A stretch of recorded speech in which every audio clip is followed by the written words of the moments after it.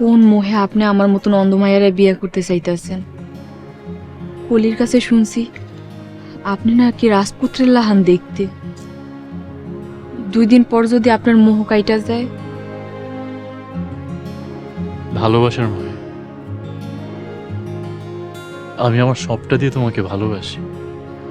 আর আমি জানি না আমি দেখতে রাজপুত্রের মতো কিনা, কিন্তু তুমি সত্যিকারের রাজকন্যা।